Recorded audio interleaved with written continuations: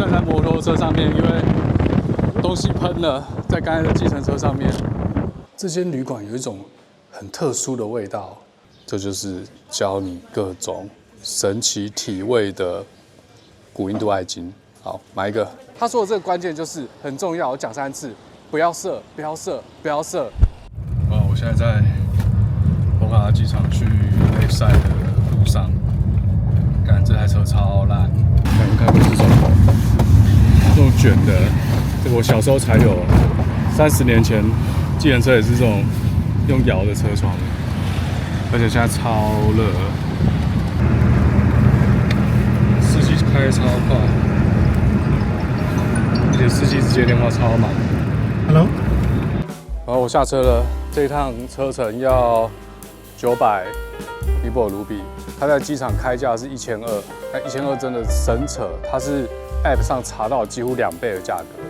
当时我就不要，然后他也不理我，他就走了，他去招呼其他客人。因为博卡拉机场并没有那么繁忙，大概就是我们这班飞机的游客需要打车，那游客几乎都走完之后，现场就没有人了。我就喊那700要不要？他不要，他说1000，我说不行，1000太多了。最后900块成交，但是这段路其实只有2公里多的车程，他就要收到8美金左右，8美金换算成台币已经要270块，2公里270块台币，真的是太贵了，尤其在尼泊尔这个地方。他就说机场出来就这个价，就是这个价，因为他这个机场跟加德满都不太一样，加德满都机场走出去就可以叫车，所以他们很难抬价。波卡拉新的机场在一个比较偏僻的地方，所以刚刚确实车开出来是没什么地方可以叫车的，所以这让他们有这个地缘的因素，可以用这种方式抬价，那也是没办法。哦，那我现在要去我订的这个 hostel， 可是我刚看地图，其实这附近有一堆旅馆，在 Booking.com 上面是没有的。哦，干脆我今天来开盲盒好了，反正我就走走看。好，我现在在摩托车上面，因为东西喷了，在刚才的计程车上面。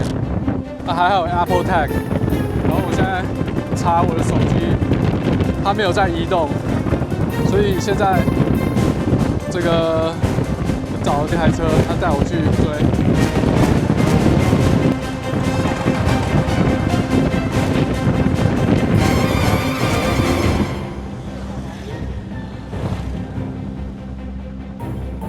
Thank you so much. Thank you, sir.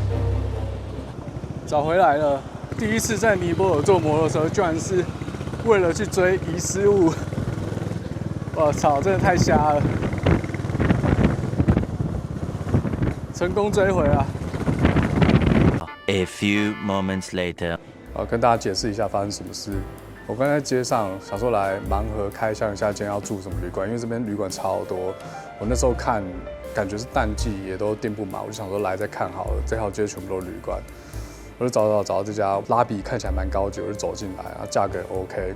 然后突然呢，我的手机 pops out 出来一个讯息说，你的相机包正在离你远去。我想说靠北是怎样？发现我相机包忘了带，因为刚刚机场真的超级混乱，而且我一上车，他就准备要开车，我连门都还没关，他就开了，所以我整个东西都还没有准备好，我就边拍然后边上车，然后整个超混乱。然后刚才那个司机，我一下车，我都还没有时间去 check 到底我的东西是不是全部拿齐了，他车就走了，因为他真的很忙，他马上要去载下一个客人。然后我那时候也没有多想，我就开始在找旅馆。那这间旅馆我在 check in 的时候，那个讯息 pops out 出来。刚好是旁边有一个小哥拿他饮料一杯西瓜汁往那边喝，讯息 pop out 出来，想说靠杯，干这是真的还假的？然后一检查，真的东西掉了。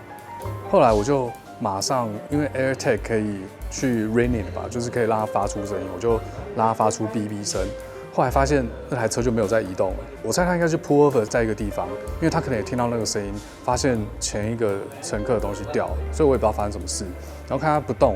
还是他住那，我也不知道。反正他不动，那个小哥就说他可以骑机车带我去找，他就马上跳上机车，我也跳上他的机车，马上冲过去找。我连帽子都忘了脱，因为在这边，机车后座乘客是不用戴帽子的，所以我那边边坐他的车，我要边扶着帽子，然后边拍，然后边看手机到底东西还在不在，到底司机有没有移动。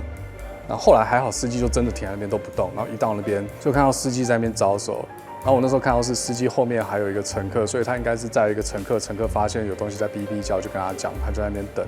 感谢这位司机在忙着赚钱的这个空档，还可以把车子 pull over 等我去拿，而且没办法联络啊，根本没办法联络，所以他是预期我会回去拿，因为在哔哔叫，但是他停在那边在想要怎么办。我也不知道，反正很神奇，他就停在那边等我，我就拿到了。那尼泊尔人真的是非常友善，后来我就 tip 这个小哥，给他一些钱，非常感谢这位小哥，愿意帮我去追那个司机，东西相机也成功拿回来，这支也没有很贵啦，大概就是5万块台币左右。而且这个小哥他本来没有要收钱的哦，他一下车他就走了，然后还在那边掏钱，因为我要 tip 他，他就走了，他就回去他的工作岗位。最后我就给他一点小费，这样子，非常感谢他。要不然今天是要去住 hostel 的，刚好路过这家看起来蛮高级的，就进来。假设我去住 hostel， 我东西可能就喷了，因为就没有人可以 hostel 应该没有这种服务吧？还可以马上跨上机车载我去找 hostel， 应该没有在理我吧？等一下就带大家开上这家 Temple Himalaya 这间旅馆，啊，坐在这边休息一下，因为他房间还没准备好。今天这个 accident 的莫名其妙得到一段 material， 啊，这是今天409号房。其实刚刚到现在只过了半小时，但是感觉经历了超久，干，东西喷了又捡回来。好，这间 hotel 呢，哇，这个房间比我想象中的也不错啦，这个价格大概60美左右。大家看一下这间房间，蛮宽敞的，然后一个大的床，哇，我一个人睡 king size， 哇，它这个水是怎样啊？它不是给 bottled water， 它给这个，靠，这我不敢喝。我是一个喝水量没有很多的人，我这一趟目前到现在我就只买了1次水，其他都是饭店拿的，就够我喝。那外面呢，它有一个小阳台，看一下，看不到湖啊。看得到湖的不多，它有一个小阳台，它有一个游泳池，这边有没有？这整排全部都是 hotel， 全部都 hotel。这一栋应该也是，它应该是旧房子改建的，它还在盖，它还在整修，它下面有一个游泳池，所以这边可能之后准备盖一些比较高级的度假旅馆。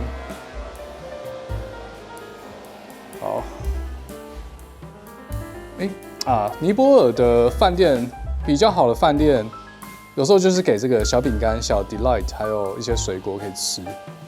我们看一下它的浴室 ，OK， 小一个哦，有浴缸哎，我靠，有浴缸。这是我第一次在尼泊尔的饭店看到浴缸啊！我是没有要泡澡啊，只是浴缸可能是评价一间旅馆的其中一个 factor。好，那我今天就在博卡拉发生一些意外的插曲，我现在东西放着，准备去探索博卡拉。这间旅馆有一种很特殊的味道，大家知道什么味道吗？我以前小时候家里附近有一间专门卖模型的店，走进去就是现在这个味道。可是如果像我说它到底是什么味道，我讲不出来，它就是模型店的味道。我知道为什么它有模型店的味道，因为刚好这边有人在漆这个漆。哇，这边有一个画师在画这个壁画。啊，这种画。Namaste。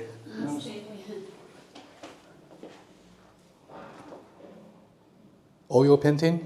Acrylic. Acrylic? Acrylic. 啊 ，acrylic。他想用塑胶颜料在帮这座小小的壁龛画一个登山的图片啊，不是图片，画。在讲什么？然后现在走出这间旅馆，今天真的是需要先赶快去吃个午餐压压惊，真的是，看东西喷掉找回来。这里超多外国人的。要去哪里啊，狗狗？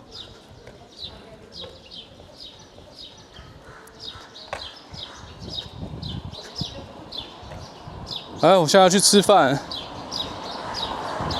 找到这只狗，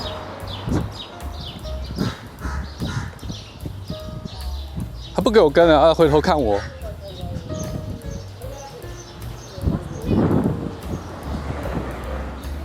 另外一只狗狗。Local food， 这有在营业吗？应该有。它吃什么？100多块，还好，蛮便宜的。好，就这家吧。我点了一份塔卡里，就是手抓饭，对，塔卡里手抓饭。他们吃塔卡里就是用手来抓，传统上他们就用右手抓这个手抓饭吃。然后我刚才进来这间餐厅的时候，我后面这边这个位置有一对母女在用餐，然后我不知道他到底是餐厅的主人还是顾客，然后他就很疑惑的看着我，我也很疑惑的看着他。后来他就叫他小孩跑进去餐厅里面叫人，因为他是 local 的嘛，我还是不知道他是店主还是他只是进去叫店主，然后还是很疑惑的看着他，然后后来发现他们就是店主了，因为现在时间12点多，还没有生意，他们在吃饭这样子。那现在来了一组也是外国人，今天挑战不落塞第一把当地波卡拉的塔卡里，希望不会落塞。然后我的手抓饭来了，那有点抗拒要用手抓，我刚才上网查一下怎么吃，然后现在这个咖喱，当然我已经被我这样压平，刚才没拍到，然后咖喱全下了，好不好？然后这边有另外一个绿色咖喱，也是全下了。理论上我应该是用手拌，但是忘了，随便，然后再把这个拌进去。好，拌一拌之后呢，拌一拌之后开始尝试用手抓。好，我现在来用手抓了，这样就不会烫了。好，看一下，来，观众们先来一口，哇，怎么失焦啦？沾过我手的顶级美味，观众来一口啦。好，这蒜苗吧。好，意识到了，我就抓到这就好，还是用汤匙比较快，看点效率。还好，我有听嘉豪的建议，带湿纸巾出门，旅游必备 SJJ 湿纸巾啊！哇，这个老板他可以续他可以帮我续咖喱。我决定还是拿这个汤匙，这汤匙观众应该敢吃的吧？来一口，这个红咖喱一点点辣，喷下去之后的后劲的辣，绿咖喱是完全不辣。这对标加 DJI， 我这不知道什么，秋葵和花椰菜 cauliflower， 还有这个像酸菜的东西，60块台币左右，而且可以，我不知道是不是可以无限加，但是至少老板刚才有过来问我要不要加，我就加了，然后就把它吃完，待会见。哦，那我现在要去湖边，那这边四周全部都是给观光客逛的啦，因为这边是一个观光城市，它有很多步道，要爬山的外国人都会来博卡拉这个地方。这厉害，我跟大家讲 ，Kama Sutra， 这个是扑克牌啊，这厉害了。Kama Sutra 这什么东西？这叫做爱经，这是古印度的爱经。什么是爱经呢？它这边有一个写比较多字的，叫做 The Erotic Art of Nepal， 这就是教你各种神奇体位的古印度爱经。好，买一个。其实古印度的爱经，我在大一的时候就知道了。跟大家讲一件事，我在念大学的时候，大一有必修大一英文，大一英文教什么？当时大一英文老师是一位外国人，他是一个白人，他信奉的是藏传佛教，他在教各种性爱的技巧，然后他是用英文教，就像现在很多双语学校用英文去教数学，用英文去教自然，用英文去教别国历史之类，用这种方式去学英文，而不是开一堂英文课去学英文。我当时大一英文老师教的就是卡马苏拉，超屌。然后我们班只有2个女生，当时老师就会点大家起来念课文，超级尴尬，超屌啊！干，等一下，我讲错了，他其实那堂课在教的是 meditation，只是他在教的是，我不知道这是藏传佛教吗？就是用做爱的方式来修行，是 meditation， 然后所以他才会讲到这个爱经。他说的这个关键就是很重要，我讲3次，不要射，不要射，不要射，就是要想办法忍住，不要射。细节我忘了，他说不要射，他是可以把。不知道这叫什么阳气吗？还是什么气可以保持在男生的体内？然后还有什么阴阳调和，两边会交换，就是男生和女生会去交换某种元素，我也不知道。反正他就是教这个啦，就学到了很多学到很多秘技，好吗？那他一直强调说，你们学完这套以后，你各位的女朋友会因此而感谢我。不要问我念哪个学校啊！大家不要漏收这个老师，我真的觉得他超赞。现在可能会被告。看到这个卡马苏拉，让我想到，哇，几年前了，20年前的事，20几年前的事了。好，我的大学同学们，你有看到我这支 YouTube video 的话，在下面留言留起来好不好？跟其他观众说，我真的不是唬烂的，我真的不是好小的，我们大一英文真的在上性爱版的 meditation， 留言留起来。我是 Dr. E， 我在尼泊尔的 Pokhara。I'll see you on the road。